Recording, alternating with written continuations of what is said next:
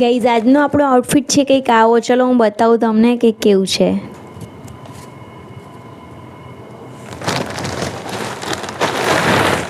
Guys royal blue colour એટલે royal vibe આપે આપણને. સૌથી પહેલાં એનો દુપટ્ટો જો. દુપટ્ટામાં એટલી મસ્ત બોર્ડર આપેલી છે ને, તો એટલું મસ્ત લાગે છે ને ગાઈઝ. એનું મટીરિયલ એવું શાઇનવાળું છે કે મતલબ આમ તમે રાત્રે બી પહેરો ને તોય મજા આવે એવા ટાઈપનું છે. અને અહીંયા ગાઈઝ આગળથી બી જો એટલું મસ્ત સુપર અને ડિટેલિંગ સાથે વર્ક આપ્યું છે. સ્લીવ છે એકદમ ફૂલ, એટલે ફૂલ સ્લીવવાળા આઉટફિટ પહેરો ને ગાઈઝ એનું લુક જ કંઈક અલગ હોય. જુઓ તમે, હાથમાં બી બહુ કંઈ પહેરવાની તમને નીડ ના લાગે અને એટલું મસ્ત લાગે ને. આમ જુઓ મારા હેન્ડ જુઓ, એક મતલબ રોનક જ અલગ થઈ ગયો મારા હેન્ડની એવું લાગે છે ને. જો એટલે ફૂલ સ્લીવવાળા આઉટફિટ એમ બી મસ્ત લાગે ને, એમાં એકદમ ડિટેલિંગવાળું ઝીણા છે ને પેલી ભૂંગળી વર્ક, ઝીણી ટીકી વર્ક. ભૂંગળી બી એટલી મસ્ત રીતે લગાવી છે, ઝીણી ટીકી, ને એની સાથે સાથે આ પિંક કલરનો થ્રેડ વર્ક આપ્યું છે ગાઈઝ. કે એટલું સુપર, એટલું ફાઇન લાગી રહ્યો છે આઉટફિટ. અને નીચેથી આવી રીતે આમ ગોળમાં છે. અને એની સાથે ગાઈઝ આપણને મળે છે મસ્ત મજાનો ફૂલ ઘેરવાળો પ્લાઝો.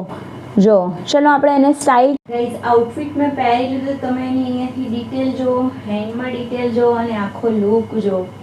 એટલો સુપર લાગી રહ્યો છે ને બસ. હવે એની સાથે આપણે જ્વેલરીમાં શું સ્ટાઇલ કરીએ છીએ ને એ તમને બતાવું વન બાય વન કરીને. સૌથી પહેલાં તો મેં લિપસ્ટિક કરી લીધી છે, પણ હું છે ને લિપ ગ્લોસ લગાવું છું, થોડું શાઇનવાળું. સ્વિસ બ્યુટીનું લિપ ગ્લોસ છે.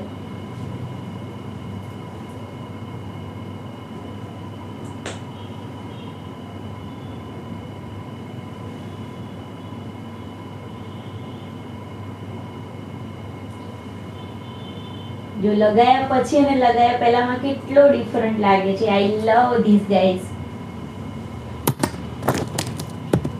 ગાઈઝ એના પછી જો ગળામાં પહેરવા માટે મેં બે ઓપ્શન કાઢ્યા છે. એક તો આ મસ્ત મજાનો છે, અને આ એટલા માટે નીકળ્યો છે કે આની અંદર બી પિંક કલરના મસ્ત ઝીણું પિંક કલરના ડાયમંડ હોય ને વર્ક કરેલું છે.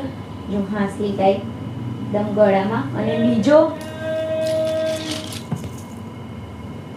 થોડું હેવીમાં નીકાળ્યું હતું મારે આજે આ પહેરવું હતું, પણ અહીંયા ગળામાં છે ઉપર સુધી છે ને, એટલે બહુ આ હેવીવાળો આઈ ડોન્ટ થિંક કે સારો લાગશે, તો આપણે આ જ પહેરી લઈએ છીએ.